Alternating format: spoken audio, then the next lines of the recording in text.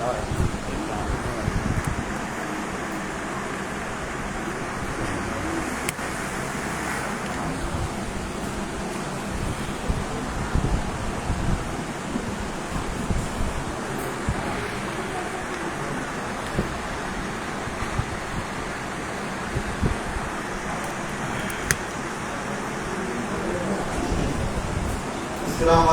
warahmatullahi wabarakatuh.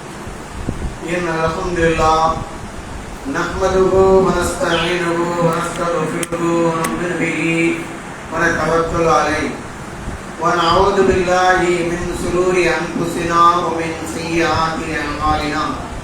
May yahdihillahu fala mudilla lahu wa may yudlilhu fala hadiya lahu. وأشهد أن لا إله إلا الله وحده لا شريك له وأشهد أن محمدا عبده ورسوله أما بعد اللهم صل على محمد وعلى آل محمد كما صليت على إبراهيم وعلى آل إبراهيم إنك حميد مجيد اللهم بارك على محمد وعلى آل محمد كما باركت على إبراهيم وعلى آل إبراهيم إنك حميد مجيد أعوذ بالله من الشيطان الرجيم بسم الله الرحمن الرحيم يا أيها الذين آمنوا اتقوا الله حق تقاته ولا تموتن إلا وأنتم مسلمون قال نبينا صلى الله عليه وسلم بلغوا عني ولو آية. அளவற்ற அருளும் நிகரற்ற அன்புடையுமாகிய அந்த வல்ல அல்லாஹ்வுக்கு எல்லா புகழும் அவருடைய சாந்தியும் சமாதானமும் கிருபையும் அகில உலகத்திற்கு அருள்புடையாக வருகை தந்த நபிகள் நாயகம் ஸல்லல்லாஹு அலைஹி வஸல்லம் அவர்கள் மீதும் அவருடைய குடும்பத்தார்கள் மீதும் அவர்களுடைய அடிச்சுவடுகளை அப்படியே பின்பற்றி வாழ்ந்த உத்தம சத்திய சஹாபாக்கள் மீதும் குறிப்பாக நம்மவர்கள் மீதும் என்றென்றும் எப்பொழுதும் நிலவட்டுமாக. அன்பிற்குரிய சகோதர சகோதரிகளே, அல்லாஹ்வுடைய மாபெரும் கிருபையால் புனித ரமலான் மாதத்திலே 12 நோன்புகளை நிறைவேற்றிவிட்டு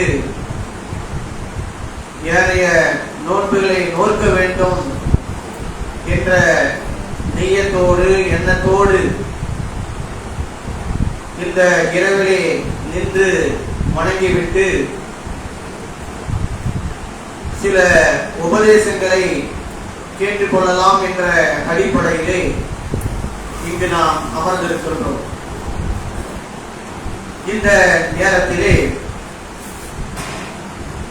அல்லாஹ்வுடைய அழகிய பெயர்களில் ஒரு பெயரை பற்றி அதனுடைய விளக்கங்களை பற்றி நாம் தெரிந்து கொள்ள போகின்றோம். வலில்லாஹில் அஸ்மாஉல் ஹுஸ்னா ஃபதுஉ பிஹா. அல்லாஹ்விற்கு அழகிய பெயர்கள் உண்டு. அந்த பெயர்களை கொண்டு அல்லாஹ்வை நீங்கள் பிரார்த்தனை செய்யுங்கள், அல்லாஹ்வை அழையுங்கள் என்று அல்லாஹ் கூறுகிறார். அல்லாஹ்விற்கு அழகிய பெயர்கள் உண்டு. அந்த பெயர்களை கொண்டு அல்லாஹ்வை நீங்கள் அழையுங்கள். நாம் யா அல்லாஹ் என்று நாம் அழைக்கின்றோம், பிரார்த்தனை செய்கிறோம். ரப்பனா என்று பிரார்த்தனை செய்கின்றோம். இவ்வளவுதான். ஆனால் அல்லாஹ்வுடைய பெயர்கள் நிறைய இருக்கு. அர் ரஹ்மான், அர் ரஹீம், அர் ரஸாக், அல் குத்தூஸ், அல் ஜப்பார், முத்தகப்பீர், இப்படி பல அல்லாஹ்வுக்கு பெயர்கள் உண்டு. அந்த பெயர்களை கொண்டு அல்லாஹ்விடத்தில் நீங்கள் பிரார்த்தனை செய்யுங்கள் என்று அல்லாஹ் கூறுகிறார். யா ரஹ்மானே எனக்கு அருள் புரிவாயாக, யா ரஹீமே எனக்கு கிருபை செய்வாயாக, அர் ரஸாக்கே எனக்கு ரிஸ்கை வழங்குவாயாக, அஸ்ஸலாமே எனக்கு சாந்தி சமாதானத்தை வழங்குவாயாக என்று அல்லாஹ்வுடைய அந்த அழகிய பெயர்களை கொண்டு நீங்கள் அழைத்தீர்கள் என்றால் அல்லாஹ் தஆலா சந்தோஷப்படுகின்றான். அல்லாஹ் தஆலா என்னுடைய பெயரை சொல்லி இவன் பிரார்த்தனை செய்கிறான், எனவே இவனுக்கு ரிஸ்கை வழங்க வேண்டும், எனவே இவனுக்கு அருள் புரிய வேண்டும், எனவே இவனுக்கு கிருபை செய்ய வேண்டும், எனவே இவனுக்கு சாந்தி சமாதானத்தை வழங்க வேண்டும் என்ற அடிப்படையிலே அல்லாஹ் தஆலா பிரத்யேகமாக இப்படிப்பட்ட பிரார்த்தனை செய்பவர்களுக்கு அல்லாஹ் தஆலா வழங்குகின்றான். நபிகள் நாயகம் ஸல்லல்லாஹு அலைஹி வஸல்லம் அவர்கள் சொன்னார்கள், இன்ன லில்லாஹி திஸ்அத்தன் வ திஸ்ஈன இஸ்மா. அல்லாஹ்விற்கு 99 பெயர்கள் உண்டு. மன் அஹ்ஸா தஹலல் ஜன்னah. யார் அதை மனதில் நிறுத்திக் கொள்கிறாரோ அவர் சொர்க்கம் செல்வார் என்று சொன்னார்கள். அல்லாஹ்விற்கு 99 பெயர்கள் உண்டு. அந்த பெயரை யார் மனதில் நிறுத்திக் கொள்கிறாரோ அவர் நிச்சயமாக மறுமை நாளிலே சொர்க்கம் செல்வார் என்று சொன்னார்கள். இந்த 99 அஸ்மாவுல் ஹுஸ்னா என்று சொல்லக்கூடிய அழகிய அல்லாஹ்வுடைய அழகிய பெயர்களை நம்முடைய சமுதாயத்திலே அதை எப்படி பயன்படுத்துகிறார்கள்? அது ஒரு அட்டைகளை எழுதி அல்லது தல்சமாத்தி என்று சொல்லக்கூடிய அந்த தகடுகளிலே எழுதி 99 அல்லாஹ்வுடைய திருநாமங்கள் என்று சொல்லி அதை எழுதி வீடுகளிலே தொங்க விடுகிறார்கள், பள்ளிவாசலிலே தொங்க விடுகிறார்கள், கடைகளிலே தொங்க விடுகிறார்கள். எதற்காக? பரக்கத்துக்காக வேண்டும். வீடுகளிலே இப்ப அஸ்மாவுல் ஹுஸ்னாவை தொடர்ந்து அந்த தொங்க விட்டோம் என்று சொன்னால் ஷைத்தான் உள்ள வரமாட்டான். கடைகளிலே தொங்க விட்டால் பரக்கத்து கொட்டும், நிறைய லாபங்கள் கிடைக்கும். இந்த மாதிரி அல்லாஹ்வுடைய பெயர்களை தவறான முறையிலே புரிந்து கொண்டு இதன் மூலமாக பரக்கத்து கிடைக்கும், லாபம் கிடைக்கும், நினைத்தது நடக்கும் என்ற அடிப்படையில் தான் இந்த அஸ்மாவுல் ஹுஸ்னா என்ற அழகிய பெயர்களை இந்த சமுதாய இஸ்லாமிய சமுதாயத்தில் பயன்படுத்திக் கொண்டிருக்கிறார்கள். ஆனால் அல்லாஹ் தஆலா அவங்களுடைய பெயர்களை பற்றி திருக்குர்ஆனிலே எவ்வளவு அழகாக சொல்லித் தருகிறார். அதனுடைய விளக்கங்களை அறிந்து கொள்ள வேண்டும். ஒவ்வொரு மனிதனும், குறிப்பாக ஒவ்வொரு முஸ்லிமும் அல்லாஹ்வை அறிய வேண்டும், அல்லாஹ்வை புரிய வேண்டும். அல்லாஹ்வை அறிந்து புரிந்து இந்த உலகத்திலே வாழும் பொழுதுதான் அவனுடைய வாழ்க்கை நிம்மதியாக இருக்கும், சந்தோஷமாக இருக்கும். ஒரு மனிதன் அல்லாஹ்வை விளங்காமல், அல்லாஹ்வை புரியாமல், படிக்காமல், கற்காமல் ஏதோ முஸ்லிமாக வாழ்கிறோம் என்று இருந்தான் என்றால் அவனுடைய வாழ்க்கையில நிச்சயமாக நிம்மதியே இருக்காது.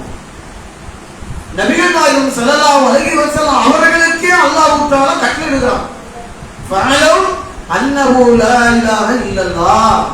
நபியே, நீங்கள் முதலாக வணங்கப்படுவதற்கு தகுதியானவன் அந்த அல்லாஹ்வை தவிர வேறு யாரும் இல்லை என்பதை நீங்கள் முதலாக படியுங்கள் என்று கூறுகிறார். லா இலாஹ இல்லல்லாஹ் என்றால் என்ன? அதை படியுங்கள் என்று சொல்றான் அல்லாஹ். ஆனா நிறைய மக்களுக்கு லா இலாஹ இல்லல்லாஹ் என்னன்னு தெரியாது. லா இலாஹ இல்லல்லாஹ் அப்படின்னு என்னன்னு தெரியாது. என்ன சொல்லுங்களா? நீ சொல்லுங்க. லா இலாஹ இல்லல்லாஹ்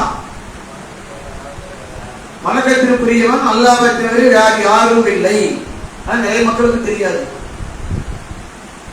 அப்படியே அந்த லா இலாஹ இல்லல்லாஹ் வணங்கப்படுவதற்கு தகுதியானவன் அல்லாஹ்வை தவிர வேறு யாரும் இல்லை என்று தெரிந்திருந்தாலும் ஆனா அல்லாஹ்வை விட்டுட்டு வேற இடத்தில் பிரார்த்தனை செய்கிறார்கள், அல்லாஹ்வை விட்டுட்டு தர்காவுக்கு செல்கிறார்கள், அல்லாஹ்வை விட்டுட்டு வேற யாருக்கும் சக்தி இருக்கிறது என்று நம்புகிறார்கள்.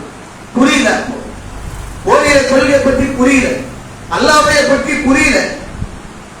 அல்லாஹ்வை பற்றி ஒரு மனிதன் முழுமையாக அறிந்து கொண்டான் என்றால் இந்த உலகத்திலே அந்த அல்லாஹ்வை மட்டும்தான் அதிகமாக நேசிப்பான்.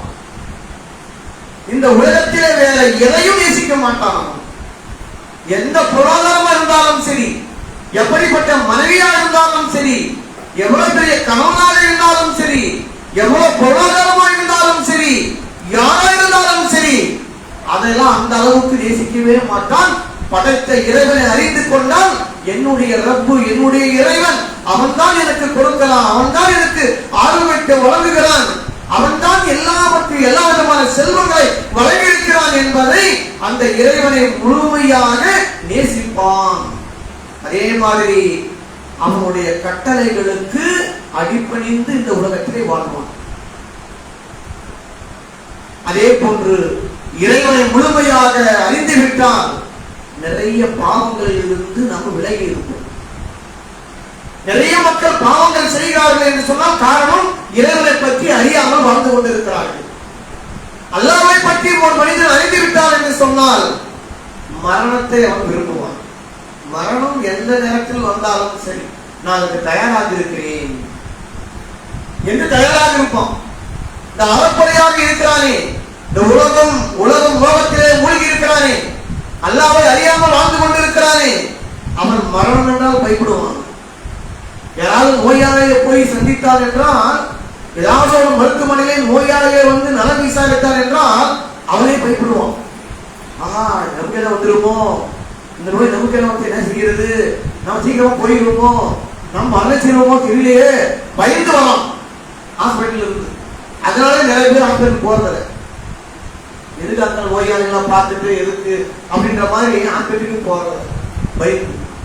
ஆனா உண்மை முஸ்லீம், அதாவது அல்லாஹ்வை அறிந்தவன் எங்க போனா என்ன, எனக்கு அல்லாஹ் எப்ப எனக்கு மரணத்தை வைத்திருக்கிறான் நான் தயாராக இருக்கிறேன், இபாதத்தோடு இருக்கிறேன், என்னுடைய இறைவன் எப்ப அழைப்பானோ அதற்காக நான் தயாராக இருப்பேன், அவன் தயாராக இருப்பான்.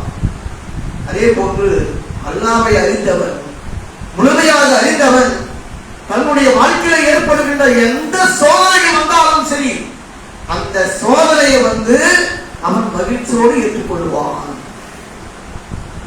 அந்த சோதனையை தாங்கக்கூடிய திராணியை வளர்த்துக் கொள்வான் அவன்.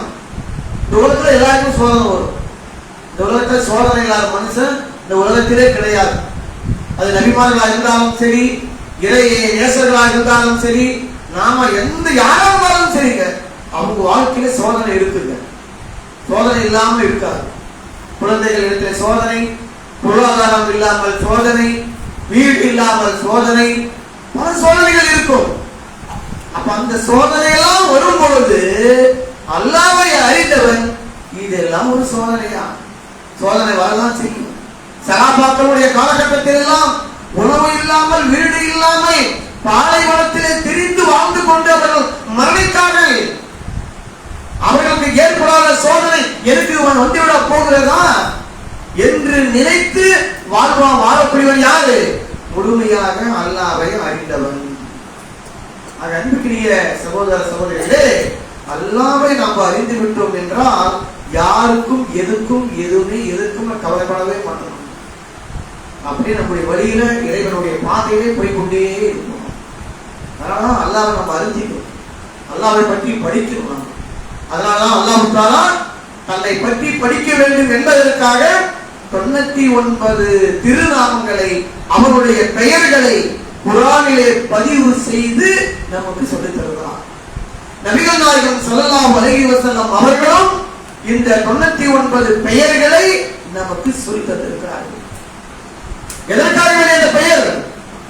சும்மா மனப்பாடம் செய்துவிட்டு அல்லது அந்த கல்சு மாத்திர தகவல்களை எழுதி ஒட்டி தொங்கவிடத்துக்காக வேண்டியது. அப்படிதான் நிறைய மக்கள் பயன்படுத்துறாங்க. அறியாம பாமர மக்கள் இடத்திலே, முஸ்லிம்கள் இடத்திலே இந்த மாதிரியான சூஃபிசம் கொள்கை தர்காவில் இருக்கக்கூடியவர்கள் என்ன செய்கிறார்கள்? ஏதாவது கஷ்டம் வந்து விட்டது என்று சொன்னால், சோதனை வந்து விட்டது என்று சொன்னால், சரியான பறக்கத்து இல்ல அப்படி என்று சொன்னால் அவர்களிடத்திலே போய் அதிரக்குமார்களிடத்திலே கேட்டால் இந்த தகுதியை வந்து இந்த பெயர்களை எழுதி கொடுத்து அதுக்கு காசு வாங்கி கொண்டு வீட்டிலே தொங்க விடுங்கள், உங்களுக்கு எல்லா பறக்கத்து கிடைக்கும். பறக்கத்துக்காக வேண்டிய எல்லா அரபுதான் அஸ்மாவுல் ஹுஸ்னா என்று சொல்லக்கூடிய அந்த அழகிய பெயர்கள். அல்லாஹ் என்பவன் யார் என்பதை நீங்கள் அறிந்து கொள்ளுங்கள், புரிந்து கொள்ளுங்கள் என்பதற்காக தான் கொடுத்திருக்கிறான்.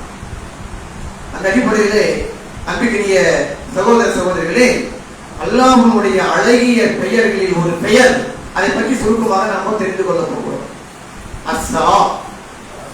அல்லாஹ்வுடைய அழகிய பெயர்களில் ஒரு பெயர் நிறைய இருக்கு. நான் சொன்னது மாதிரி ரஹ்மான், ரஹீம், மாலிகி, குத்தூஸ், ஜப்பார், முத்தகப்பீர், ராசிக், பாசித், நிறைய இருக்கு 99. அதிலே அஸ்ஸலாம் என்ற ஒரு பெயர் அல்லாஹ்விற்கு உண்டு. அஸ்ஸலாம் என்றால் என்ன?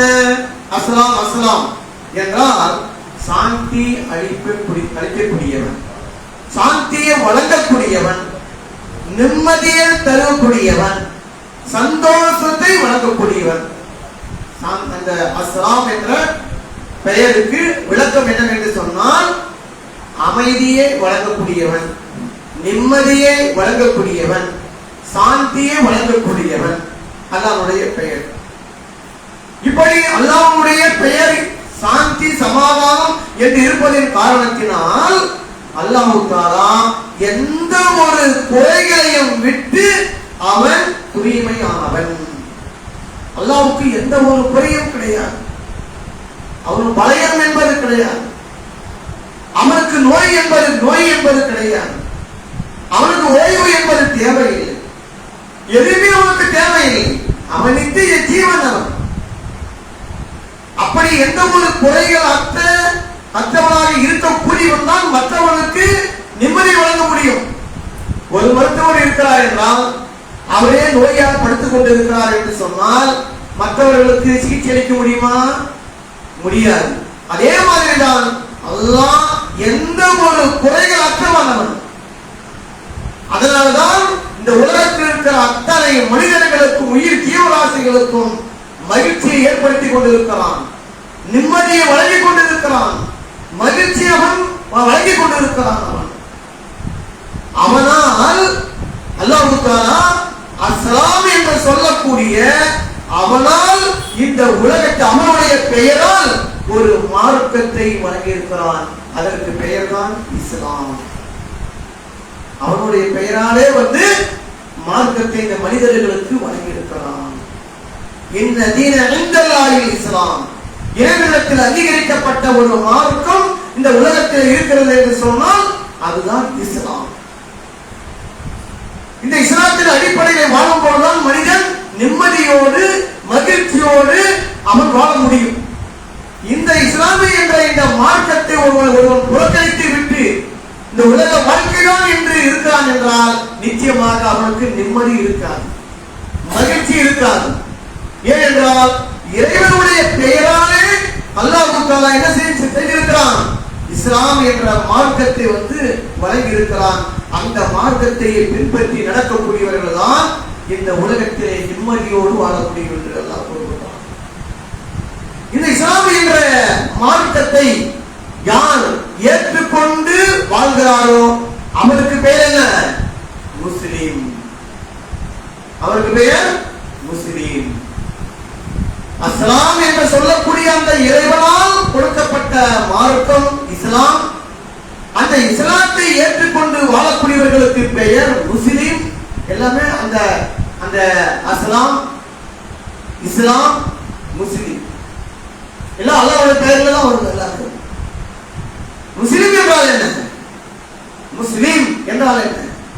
முஸ்லிம் என்றால் இந்த உலகத்திலே முஸ்லிம் என்பதற்கு பொருள் கட்டுப்படக்கூடியவன்.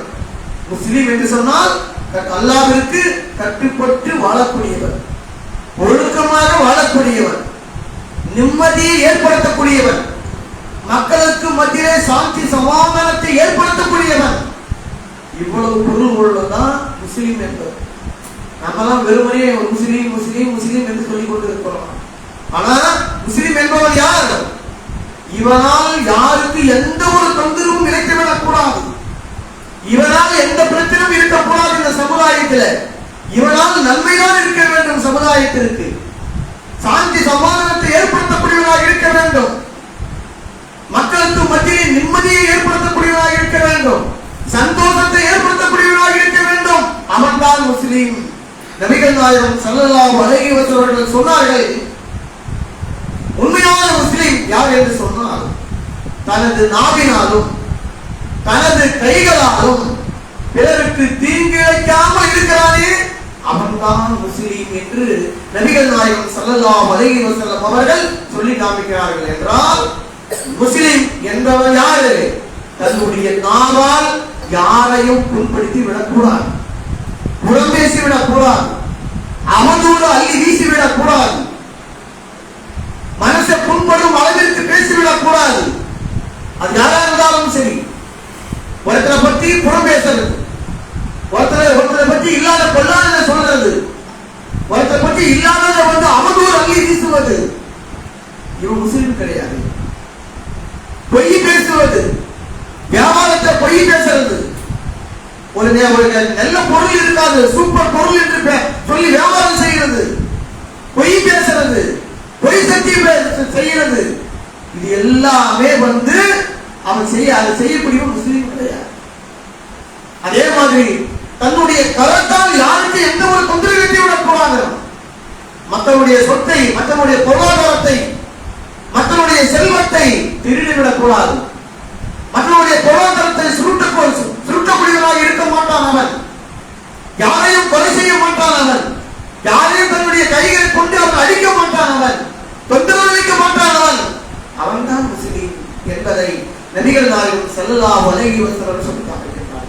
இதுதான் முஸ்லிமுடைய பொருள். முஸ்லிம் என்று சொன்னால் இது அதனுடைய டெஃபினேஷன் இதுதான்.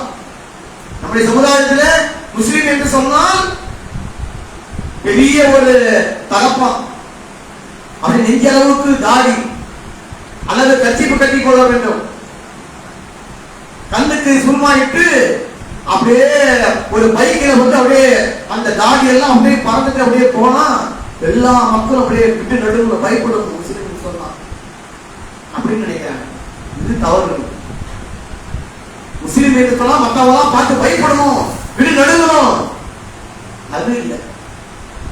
ஒரு பயம் கலந்த அன்பு இருக்கும். முஸ்லிம் பார்த்தா ஒரு பயம் கலந்த பாசம், அன்பு இருக்கும். வெறுமனே பயப்படுவான், பயங்கரமானவன், முஸ்லிமா அவனா இவனா இப்படி இருக்கக்கூடாது. முஸ்லிம் ஒழுக்கமானவன், அவனை கரெக்டா நடத்தணும். அந்த மாதிரி பயம் கலந்த ஒரு அன்பு இருக்க வேண்டுமே தவிர முஸ்லிம் கண்டால் மற்றவங்க எல்லாம் பிடி நட்டிக்கு ஓடணும் அப்படி கிடையாது. இஸ்லாம் என்றது சாந்தி சமாதானத்தை போதிக்கக்கூடிய மார்க்கம், நிம்மதியை வழங்கக்கூடிய மார்க்கம். எல்லா மக்களும் இந்த உலகத்திலே சாந்தி சமாதானத்தோடு வாழ வைக்கக்கூடிய மார்க்கம் இஸ்லாம். அந்த இஸ்லாத்தை ஏற்றுக்கொண்டு வாழக்கூடியவருக்கு பெயர் முஸ்லிம். அந்த முஸ்லிம் மக்களுக்கு மத்தியிலே சாந்தி சமாதானத்தை ஏற்படுத்தக்கூடியவனாக இருக்க வேண்டும் என்பதை தான் நபிகள் நாயகம் ஸல்லல்லாஹு அலைஹி வஸல்லம் அவர்கள் சொல்லி காமிக்கிறார்கள். யாருக்கு தீங்கு இழைக்காமல், கொடுமை புரியாமல், உண்மை நம்பிக்கையாளராக இந்த உலகத்திலே வாழ்கிறார்களோ அவர்கள்தான் முஸ்லிம். அப்படிப்பட்ட அந்த முஸ்லிம்களுக்கு அல்லாஹ் தஆலா மறுமை நாளிலே எப்படிப்பட்ட ஒரு பரிசை அங்கு வழங்குகிறான் என்று சொன்னால் அல்லாஹ் தஆலா திருமறையிலே நமக்கு சொல்லித் தருகிறான். இந்த உலகத்திலே மக்களுக்கு மத்தியிலே எந்த ஒரு கொடுமையை புரியாமல், தொந்தரவு இழைக்காமல், அல்லாஹ்வுக்கு கட்டுப்பட்டு இந்த உலகத்திலே முஸ்லிமாக யாரு ஜீவித்தானோ அவர்களுக்கு மறுமை நாளிலே எப்படிப்பட்ட பரிசை அல்லாஹ் தஆலா வழங்குகிறான் என்று சொன்னால் அல்லாஹ் சொல்லித் தருகிறான். லஹும் தாரிஸலாம் இன்த ரப்பிஹிம். மறுமை நாளிலே அப்படிப்பட்ட முஸ்லிம்களுக்கு என்ன சொல்லித் தருகிறான்? அவர்களுக்கு தாரிஸலாத்தை வழங்குகிறான். தாரிஸலாம் என்றால் என்ன? தாரிஸலாம் அமைதி இல்லம். மறுமை நாளிலே முஸ்லிம்களுக்கு அல்லாஹ் தஆலா சொர்க்கத்திலே என்ன இல்லம்? அமைதி இல்லம், சாந்தி இல்லத்தை வழங்குகிறான். எல்லாரும் கிடைக்காது. சாந்தி இல்லம் என்றது, அமைதி இல்லம் என்றது என்பது யாருக்கும் அந்த அளவுக்கு சாதாரணமாக கிடைச்சிடாது. முஸ்லிமாக ஜீவித்து இருக்கணும். உலகத்துல முஸ்லிமாக ஜீவித்து இருக்கணும். யாருக்கு எந்த ஒரு கொடுமை புரியாமல், தொந்தரவு இழைக்காமல் வாழ்ந்திருக்கணும். அப்படிப்பட்டவர்களுக்கு தான் சாந்தி இல்லத்தை அல்லாஹ் தஆலா ஏற்படுத்தி வைத்திருக்கிறான். அந்த சாந்தி இல்லம் எப்படிப்பட்டது? அங்கு மரணம் இருக்காது. அமைதி இல்லத்துல அங்கு மரணம் என்று இருக்காது. அங்கு நோய் வராது, நொடி வராது. அங்கு முதுமை ஏற்படாது. எப்பொழுதுமே அங்கு வாலிபனாகவே இருக்குவான், இளமையாகவே அங்கு இருப்பார்கள். பொறாமைகள் இருக்காது, கெட்ட எண்ணங்கள் இருக்காது, அங்க எதுவுமே இருக்காது. எப்படிப்பட்ட வாழ்க்கை பார்த்தீங்களா? தாரிஸலாம் அமைதி இல்லத்துல. இதுதான் நமக்கு வேணும். இதுக்காக வேண்டிதான் இந்த உலகத்தில் நம்ம வாழணும். இந்த உலக வாழ்க்கை நமக்கு எல்லாம் கஷ்டம் தான். நமக்கு பொருளாதாரத்திலும் கஷ்டம், சரியான வீடு இருக்காது, அன்றாட காட்சியாக இருக்கலாம், நிம்மதி இருக்காது. மாணவர்கள் படிக்கணும், நாளெல்லாம் படிக்கணும், இரவெல்லாம் படிக்கணும், பாஸ் பண்ணணும், வேலைக்கு போகணும், திருமணம் முடிக்கணும், குழந்தைகளை பார்க்கணும், பெற்றோர்களை பார்க்கணும், சம்பாதிக்கணும், ஊருக்கு போகணும். தான் வாழ்க்கை. நமக்கு நிம்மதி இல்லை வாழ்க்கையில. இந்த உலக வாழ்க்கையில் நமக்கு அந்த அளவுக்கு நிம்மதி இருக்காது. ஆனா நிம்மதியான வாழ்க்கை, சாந்தமான வாழ்க்கை, எந்த ஒரு நோய் நொடி இல்லாத வாழ்க்கை, மரணம் இல்லாத வாழ்க்கை, ஒரு ஜாலியான ஒரு வாழ்க்கை எங்க இருக்கு? அந்த மறுமையிலே தார் ஸலாம் என்ற சொல்லக்கூடிய அந்த இடத்தை, அந்த இல்லத்தை, வீட்டை அல்லாஹ் தஆலா நமக்கு வழங்குகிறான். இப்படிப்பட்ட இந்த தார் ஸலாத்தின் பக்கம்தான் அல்லாஹ் தஆலா இந்த உலக மக்களை அழைத்துக் கொண்டிருக்கிறான். இதற்கு வாருங்கள், தீனுல் இஸ்லாத்தின் பக்கம் வாருங்கள், இந்த அமைதி மார்க்கத்தின் பக்கம் வாருங்கள் என்று இந்த உலக மக்களை அல்லாஹ் தஆலா அழைத்துக் கொண்டிருக்கிறான். இஸ்லாம் என்பது மதம் இல்லை. இஸ்லாம் என்பது மதம் இல்லை. மற்ற மதங்கள் எப்படி இருக்கிறதோ அந்த மதம் மாதிரி, மதங்கள் மாதிரி இஸ்லாம் என்பது மதம் கிடையாது. அது ஒரு மார்க்கம், மனிதர்களுக்கு வாழ்க்கை நெறிமுறை. அதனால இஸ்லாத்தோட மதம் சொல்லவே கூடாது. இஸ்லாம் மதம், முஸ்லிம் மதம் அப்படின்னு சொல்லவே கூடாது. இஸ்லாம் என்ற ஒரு மார்க்கம், ஒரு வாழ்க்கை நெறிமுறை, சாந்தி சமாதானம் ஏற்படுத்தக்கூடிய மார்க்கம் இது என்றுதான் சொல்ல வேண்டும். அப்படிப்பட்ட அந்த மார்க்கத்தின் அதன் பக்கம்தான் அல்லாஹ் தஆலா அழைத்துக் கொண்டிருப்பதாக குர்ஆனை சொல்லி காமிக்கும் பொழுது, வல்லாஹு யதுஉ இலா தாரிஸ் ஸலாம், அல்லாஹ் தஆலா இந்த உலக மக்களை, மனிதர்களை தாரிஸ் ஸலாத்தின் பக்கம் அழைக்கின்றான். அமைதி இல்லத்தின் பக்கம் வாருங்கள், அமைதியான வாழ்க்கையின் பக்கம் வாருங்கள், நிம்மதியான வாழ்க்கைக்கு பக்கம் வாருங்கள். இந்த உலகத்தில் நிம்மதியோடு வாழ்ந்தீர்கள் என்றால், இஸ்லாத்தின் அடிப்படையில் நீங்கள் வாழ்ந்தீர்கள் என்றால், மறுமை நாளில் உங்களுக்கு தாரிஸ் ஸலாம் என்று சொல்லக்கூடிய அமைதி இல்லம் உங்களுக்கு பரிசாக நான் வழங்குவேன். அந்த தாரிஸ் ஸலாத்திலே, அந்த அமைதி இல்லத்திலே நோய் இல்லாமல், நொடி இல்லாமல் சந்தோஷமாக இளமையோடு நீங்கள் இருப்பீர்கள் என்று அல்லாஹ் தஆலா சொல்லி காமிக்கின்றான். இப்படிப்பட்ட அழகான மார்க்கத்தை தான் நபிகள் நாயகம் ஸல்லல்லாஹு அலைஹி வஸல்லம் அவர்கள் மக்களுக்கு மத்தியிலே போதித்தார்கள். இப்படிப்பட்ட சாந்தம் உள்ள மார்க்கத்தை தான் மக்களுக்கு மத்தியிலே போதித்தார்கள். நபிகள் நாயகம் ஸல்லல்லாஹு அலைஹி வஸல்லம் அவர்களிடத்திலே சஹாபாக்கள் வந்து கேட்டார்கள், அல்லாஹ்வின் தூதரே, இஸ்லாத்திலே சிறந்தது எது? இஸ்லாத்திலே சிறந்தது எது என்று கேட்டார்கள். நபிகள் நாயகம் ஸல்லல்லாஹு அலைஹி வஸல்லம் அவர்கள் அவரை உட்கார வைத்து ஒரு அரை மணி நேரமா, ஒரு மணி நேரமா உங்களுக்கு பயான் செய்கிறார்.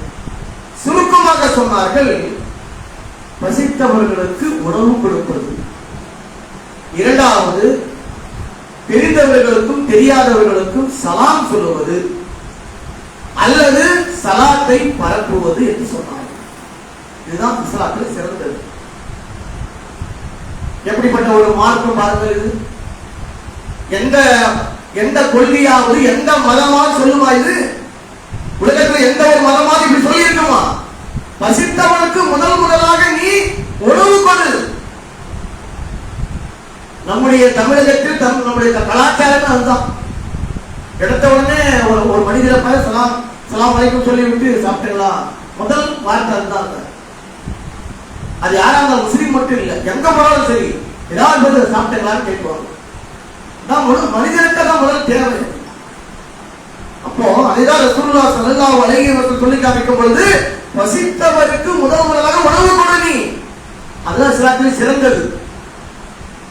இரண்டாவதாக இந்த சலாமை பரப்புவது. சலாமை பரப்புவது என்றால் என்ன? அஸ்ஸலாமு அலைக்கும், அஸ்ஸலாமு அலைக்கும், அஸ்ஸலாமு அலைக்கும் என்று சொல்லி பரப்புவதா? சொல்லணும், அஸ்ஸலாமு அலைக்கும் என்று சொல்லணும். அஸ்ஸலாமு அலைக்கும், உங்கள் மீது சாந்தி சமாதானம் உண்டாகட்டும். அழகான வார்த்தை, அழகான ஒரு பிரார்த்தனை அஸ்ஸலாமு அலைக்கும் என்பது. இந்த உலகத்திலே ஒரு மனிதனை பார்த்தால் மரியாதைக்காக வேண்டி சில வார்த்தைகள் சொல்லுவார்கள். வணக்கம் sir, good morning sir, good evening sir, good night sir, good afternoon sir சொல்லுவாங்க. என்ன அது? நல்ல காலை, நல்ல மத்தியானம், நல்ல நைட்டு இல்லையா? என்ன நல்ல நைட்டு, என் நல்ல காலை, எல்லாமே நாம் நல்லதா அமைஞ்சிருமா? ஆனா அஸ்ஸலாமு அலைக்கும் என்பது எல்லா நேரங்களிலும் சொல்லலாம். அஸ்ஸலாமு அலைக்கும் என்பதை எல்லா நேரங்களிலும் சொல்லலாம். ஒரு மௌத்து வீட்டுக்கு போறோம், மக்கள் எல்லாம் கூடி இருக்கிறார்கள், சோகமா இருக்கிறார்கள், மௌத்து வீட்டுல போறோம், அங்க சொல்லலாம் அஸ்ஸலாமு அலைக்கும், உங்கள் வீடு சாந்தி சமாதானம் உண்டாகட்டும். 7-8 மணிக்கு போறோம் ஒரு மௌத்து வீட்டுக்கு, அங்க போய் குட் மார்னிங் சார் சொல்ல முடியுமா? குட் மார்னிங் சார் சொல்ல முடியுமா? சொல்ல முடியாது. ஆனா எந்த மௌத்து வீடா இருந்தாலும் சரி, நல்ல வீடா இருந்தாலும் சரி, நம்ம சந்தோஷமாக இருந்தாலும் சரி, எல்லா நேரத்திலும் அஸ்ஸலாமு அலைக்கும், உங்கள் மீது சாந்தி சமாதானம் உண்டாகட்டும். ஒரு மரணம், வீட்டிலே எல்லோரும் சோகமாக இருக்கிறார்கள், அவர்களிடத்திலே அஸ்ஸலாமு அலைக்கும், உங்கள் மீது சாந்தி சமாதானம் உண்டாகட்டும். ஒரு பிரார்த்தனை, நிம்மதி கிடைக்கும், அவங்களுக்கு சந்தோஷம் கிடைக்கும். அது இதுதான் இஸ்லாம் சொல்லி தருகிறது. அதே மாதிரி ஸலாத்தை பரப்புங்கள் என்று சொன்னால், அஸ்ஸலாம் என்றால் என்ன? சாந்தி சமாதானம். மக்களுக்கு மத்தியிலே சாந்தி சமாதானத்தை பரப்புங்கள், மக்களுக்கு மத்தியிலே நிம்மதியை பரப்புங்கள், மக்களுக்கு மத்தியிலே சாந்தி சமாதானத்தை பரப்புங்கள். அந்த அஸ்ஸலாமு அலைக்கும் என்று சொல்ற சிந்தனை இருக்குது. அதுதான் நபிகள் நாயகம் ஸல்லல்லாஹு அலைஹி வஸல்லம் அவர்கள் சொல்லி காமிக்கிறார்கள். இப்படிப்பட்ட அழகான ஒரு மார்க்கத்திலே இவ்வளவு பெரிய அழகான ஒரு மார்க்கத்தை சமூக ஊடகங்கள் என்ன செய்கிறார்கள்? இதை எதிர்க்கிறார்கள், இதை மூடி மறைக்கிறார்கள். உலகத்தில் இருக்கிற ஊடகங்கள் இருக்க இல்லையா, அத்தனை ஊடகங்களும் இஸ்லாமிய மார்க்கத்தினுடைய நிறைய விஷயங்களை, அழகான விஷயங்களை, இஸ்லாமிய மார்க்கம் மக்களுக்கு மத்தியிலே சாந்தி சமாதானத்தை போதிக்கக்கூடிய மார்க்கம்,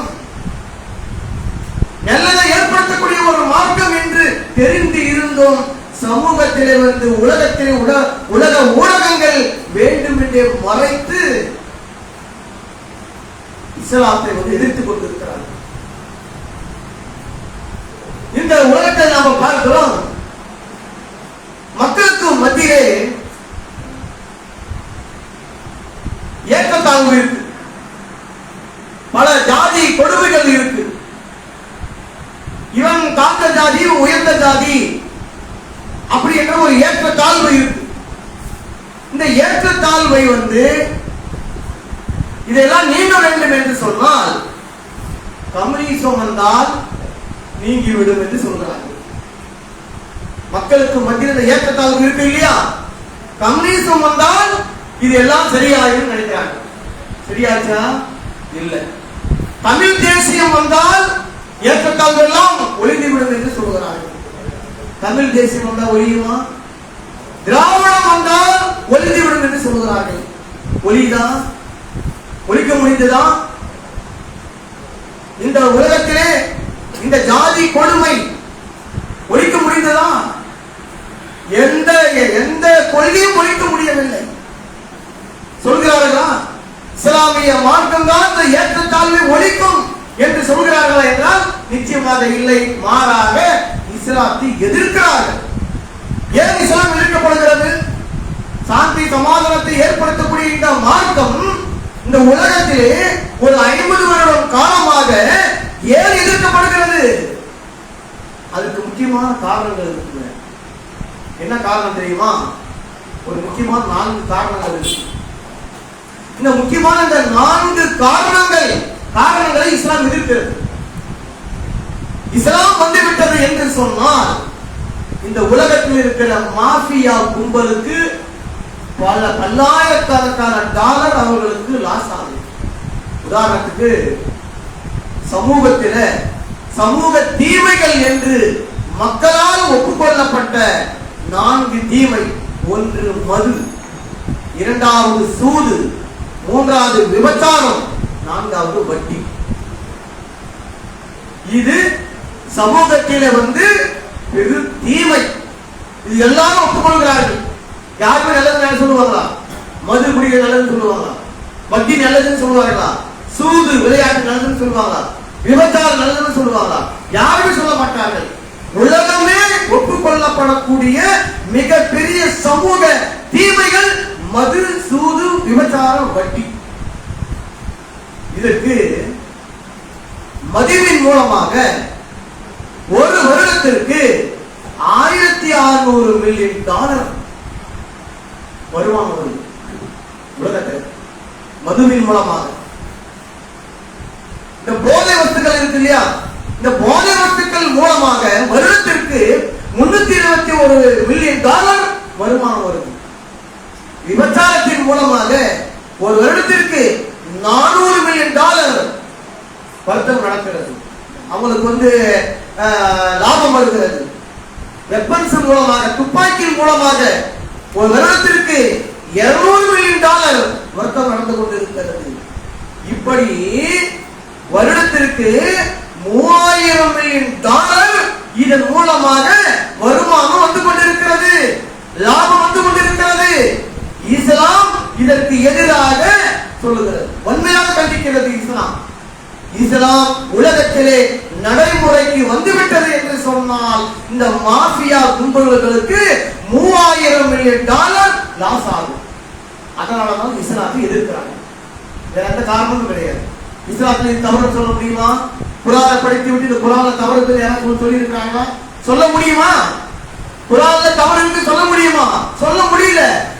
என்னென்னவோ ஒவ்வொரு காலகட்டத்திலும் என்னென்னவோ சொல்லிக் கொண்டிருக்கிறார்கள். இஸ்லாத்தை பற்றி பெண்களை அடிமைப்படுத்துது ஏதோ சொல்லுகிறார்கள், முத்தலாத்தை பற்றி இப்படி ஒவ்வொரு விஷயத்தை பற்றி சொல்லுகிறார்கள் தவிர, ஆனால் குர்ஆனிலே இது தவறு என்று யாராவது சொல்லி இஸ்லாம் தவறு என்று சொல்லி இருக்கிறார்களா என்றால் இதுவரைக்கும் கிடையாது. ஆனால் உலகத்திலே இஸ்லாம் எதிர்க்கப்படுகிறது என்று சொன்னால் இதுதான் காரணம். இந்த போதை வஸ்துக்கள், விபச்சாரம், மது, சூது, வட்டி இதன் மூலமாக மாஃபியா கும்பல் இதன் மூலமாக அவர்கள் லாபம் சம்பாதித்துக் கொண்டிருக்கிறார்கள். இஸ்லாம் நடைமுறைக்கு வந்துவிட்டால் இதிலிருந்து நாம் சம்பாதிக்க முடியாது என்பதற்காக தான் இஸ்லாம் சரியில்லை, இஸ்லாம் எதிர்க்கப்படுகிறது என்பதை நாம் பார்க்கிறோம். ஆக அன்பிற்கினிய சகோதர சகோதரிகளே, அல்லாஹ்வுடைய அழகிய பெயர்களில் ஒரு பெயர் தான் அஸ்ஸலாம். அவன் நிம்மதியானவன், நிம்மதியை ஏற்படுத்தக்கூடியவன், சாந்தமானவன், சாந்தத்தை ஏற்படுத்தக்கூடியவன். அப்படிப்பட்ட அந்த இறைவனுடைய மார்க்கமாகிய இஸ்லாம், அந்த இஸ்லாத்தை பின்பற்றி வாழக்கூடியவர்களுக்கு பெயர் முஸ்லிம். அந்த முஸ்லிம்கள் இந்த உலகத்திலே குர்ஆனை பின்பற்றியும் நபிகள் நாயகம் ஸல்லல்லாஹு அலைஹி வஸல்லம் அவர்களையும் பின்பற்றியும் இந்த உலகத்திலே வாழும் பொழுதுதான் எல்லா மனிதர்களும் எல்லா மக்களும் நிம்மதியோடு சந்தோஷத்தோடு இந்த உலகத்திலே வாழ முடியும் என்பதை தான் அல்லாஹ் தஆலா அவனுடைய பெயராகிய அஸ்ஸலாம் என்று சொல்லக்கூடிய அந்த அழகிய பெயர்களில் இருந்து நமக்கு சொல்லித் தருகிறான். அதே போன்று அன்பிற்கினிய சகோதர சகோதரிகளே, அல்லாஹ் தஆலா நபிமார்களை பற்றி சொல்லித் தரும் பொழுது எல்லா நபிமார்களை அழைத்து இவர்கள் மீது சாந்தி சமாதானம் உண்டாகட்டும், சாந்தி சமாதானம் உண்டாகட்டும். அஸ்ஸலாமுன் அலா நூஹ் ஃபில் ஆலமீன். அகிலத்திலே இருக்கக்கூடிய எல்லா இடத்திலும் இந்த நூஹ் நபிக்கு சாந்தி சமாதானம் உண்டாகட்டும். ஸலாமுன் அலா இப்ராஹிம், ஸலாமுன் அலா மூஸா வ ஹாரூன் வ ஸலாமுன் அலல் முர்ஸலீன். மூஸா நபிக்கும் இப்ராஹிம் நபிக்கும் ஹாரூன் நபிக்கும் சலாம் உண்டாகட்டும், நிம்மதி உண்டாகட்டும், அமைதி உண்டாகட்டும், எல்லா நபிமார்களுக்கும் சாந்தி சமாதானம் உண்டாகட்டும் என்று அல்லாஹ் தஆலா நபிமார்களையும் சொல்லிவிட்டு அதே மாதிரி இந்த உலகத்தில் இருக்கிற நல்ல அடியார்களுக்கும் சாந்தி சமாதானம் உண்டாகட்டும் என்று அல்லாஹ் தஆலா சொல்லி தருகின்றான். எந்த அளவுக்கு என்று சொன்னால் இந்த உலகத்திலே யார் எல்லா மூமின்களாக வாழ்ந்து மரணிக்கின்றார்களே அவர்களுக்கும் அல்லாஹ் தஆலா மரணிக்கக்கூடிய நேரத்திலே அஸ்ஸலாமு அலைக்கும் என்று அல்லாஹ் தஆலா சொல்லுவான். சாந்தி சமாதானம் இவர்களுக்கு உண்டாகட்டும் என்று அல்லாஹ் தஆலா சொல்லுவான் என்பதையும் நபிகள் நாயகம் ஸல்லல்லாஹு அலைஹி வஸல்லம் அவர்கள் சொல்லி காண்பிக்கிறார்கள்.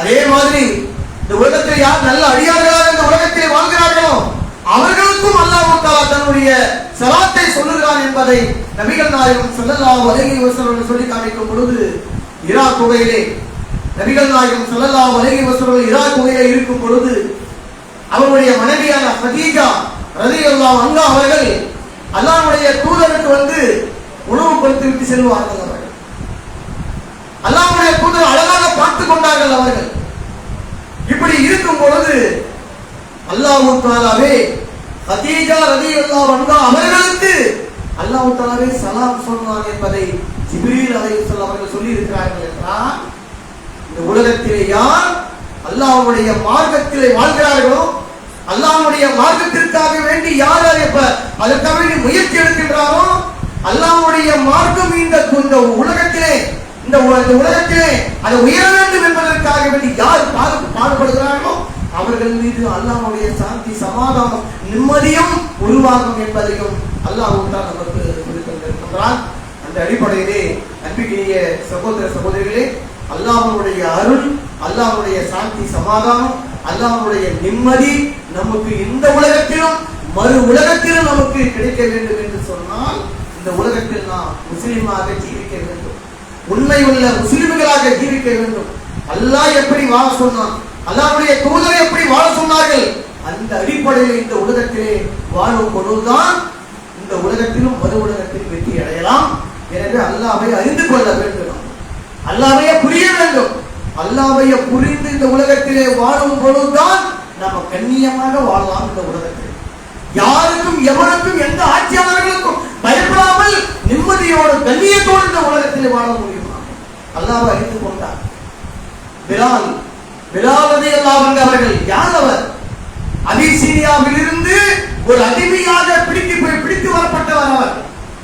அவர் கேவலமாக பேசியவர்கள். அவர்கள் மக்காவிலே வந்தவர். அவர் கருப்பா கருப்பா கருப்பா என்று அழைக்கப்பட்டவர் பிலால். அப்படிப்பட்ட அந்த பிலால் ரலியல்லாஹு அன்ஹு அவர்கள் இஸ்லாத்தை ஏற்றதின் காரணத்தினால் இதுவரைக்கும் அவரை பற்றி நாம் பேசிக் கொண்டிருக்கிறோம் இல்லையா? என்ன அப்படி வாழ்ந்தார் அவர்? பெரிய கோட்டீஸ்வரரா, பெரிய கல்விமானவர், பெரிய பேச்சாளரா?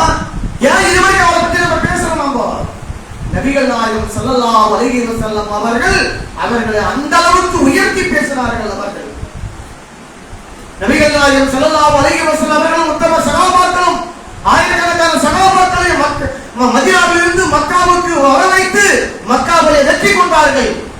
மக்காவுடைய ஆட்சி அதிகாரம் அல்லாஹ்வுடைய தூதரிடத்திலே வந்தது.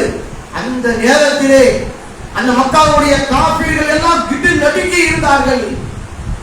மக்காவுடைய அந்த காபத்துல்லாஹ்வுடைய சாவியை ஒப்படைக்கப்படுகிறது. நபிகள் நாயகம் ஸல்லல்லாஹு அலைஹி வஸல்லம் அவர்கள் அந்த மக்காவுடைய அந்த காபத்துல்லாஹ்வுடைய கதவை திறக்கிறார்கள். திறந்து விட்டு ஐன பிலால் என்று கேட்கிறார்கள். எங்கே பிலால் என்று எத்தனையோ சஹாபாக்கள் பக்கத்திலே நின்று கொண்டிருக்கிறார்கள்.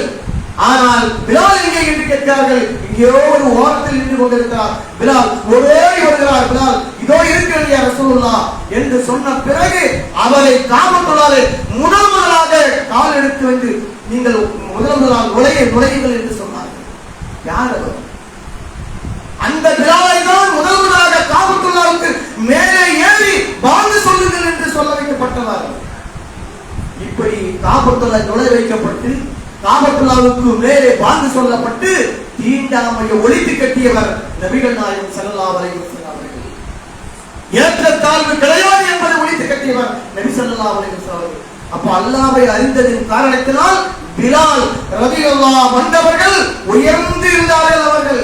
ஆனால் அதே மக்காவிலே பிறந்து வளர்ந்து தலைவராக இருந்தானே அபூஜஹல் கேவலத்திற்கும் இழிவுக்கும் ஆனான். கேவலமாக இழிவாக பதில் போரிலே கொல்லப்பட்டவன். அவருக்கு கண்ணியம் இல்லை. ஏன்? அல்லாஹ்வை அறியவில்லை, அல்லாஹ்வை புரியவில்லை. ரோம் நாட்டிலிருந்து சுவைப் வந்தார், காபிராக வந்தார், இஸ்லாத்தை ஏற்றார். சுவைப் ரலியல்லாஹு அன்ஹு அவர்கள் என்று சொல்கிறோம் நாம. ஏன்? அல்லாஹ்வை அறிந்தார், கண்ணியம் அடைந்தார். சல்மான் பாரிஸ் என்று நம்ம அழகாக அவரை புகழ்ந்து சொல்கிறோம். பாரிஸ் நாட்டில் இருந்து சல்மான் அல்லாஹ்வுடைய மார்க்கத்தை நோக்கி வந்தார். இஸ்லாமை எங்கே மார்க்கம் கிடைக்கும், உண்மையான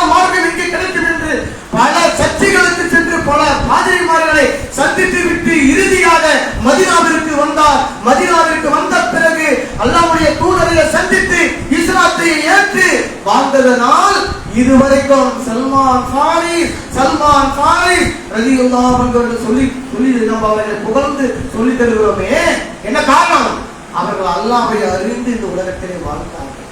இந்த மாதிரி நாமும் அல்லாஹ்வை முழுமையான முறையில் அறிந்து புரிந்து இந்த உலகத்திலே வாழும் பொழுதுதான் கண்ணியமாக நம்ம வாழ்வோம். அல்லாஹ்வை அறிந்து விட்டால் இந்த உலகத்திலே எவனுக்கும் பயப்பட மாட்டோம். நம்ம எந்த ஆட்சி அதிகாரத்துக்கும் பயப்பட மாட்டோம். என்னுடைய இறைவன் இருக்கிறான், என்னுடைய பூமி இது, என்னுடைய உலகம் இது. யாருக்கு பயப்படணும்? எந்த ஆட்சியாளருக்கு பயப்படணும்? அவன் எவ்வளவு பெரிய ஆளா இருந்தாலும் சரி, எவ்வளவு பெரிய அரசராக இருந்தாலும் சரி, எவ்வளவு பெரிய மன்னனாக இருந்தாலும் சரி, எவ்வளவு பெரிய அதிபராக இருந்தாலும் சரி, அந்த அதிபர்கள் எல்லாம் அதிபர் யார்? அல்லாஹ். அப்படி நாம் புரிந்து நடந்தோம் என்றால் இந்த உலகத்தில் எவனுக்கும் பயப்படாமல் கண்ணியமாக இந்த உலகத்தில் வாழ்வோம் என்பதை தான் இந்த அஸ்ஸலாம் என்ற இந்த அழகான பெயர்கள் மூலமாக அல்லாஹ் நமக்கு சொல்லி வந்திருக்கிறான். அந்த அடிப்படையில் எங்கிருந்தாலும் எப்படிப்பட்ட சூழ்நிலை இருந்தாலும் அல்லாஹ்வை அறிந்து புரிந்து அதன் அடிப்படையில் இந்த உலகத்தில் வாழ்ந்தோம் என்றால் இந்த உலகத்தில் மறு உலகத்தில் வெற்றி அடையலாம். அப்படிப்பட்ட நல்ல மக்களாக ஆகுவதற்கு அல்லாஹ் தஆலா நம் அனைவருக்கும் தோல்வி செய்வானாக. அன்பிற்குரிய சகோதர சகோதரிகள், அதிகமான மக்களை கூட்டிட்டு வாங்க. அல்லாஹ்வுடைய பள்ளிவாசலுக்கு இந்த மாதிரி விஷயங்களை தெரிஞ்சுக்கணும். நம்முடைய மனைவிமார்களை கூட்டிட்டு வரணும். மனைவிமார்களுக்கு தேவைப்படுதா இல்லையா? சகோதரிமார்கள், மனைவிமார்கள், பெற்றோர்கள் கூட்டமாக பள்ளிவாசலுக்கு அழைச்சிட்டு வரணும். அப்பதான் அவங்க மாற்றம் தெரியும் அவங்களுக்கு. இப்படி ஏன் நம்ம இந்த அளவுக்கு அல்லாஹ்வுடைய பள்ளிவாசல்ல நோம்பு காலத்தில் ரமலான் மாதத்தில் நம்முடைய பள்ளிவாசல்ல தினந்தோறும் பல்வேறுபட்ட பகுதிகளிலிருந்து வராங்க. மதுரையிலிருந்து வராங்க, தென்காசியிலிருந்து, கோயம்புத்தூரிலிருந்து, திருப்பூரிலிருந்து கஷ்டப்பட்டு வந்து மக்களுக்கு உபதேசம் செய்யணும், விஷயங்கள் தெரிய வேண்டும் என்பதற்காக அது இந்த நிர்வாகம் வந்து செலவு செய்து இந்த அளவுக்கு நடத்துகிறார்கள் என்று சொன்னால் என்ன? அல்லாஹ்வுடைய மார்க்கத்தை போதிக்கணும், மக்களுக்கு தெரியணும் தானே. அப்ப நம்ம அப்படி இருக்கலாம். அப்படி நிறைய மக்கள் வரல.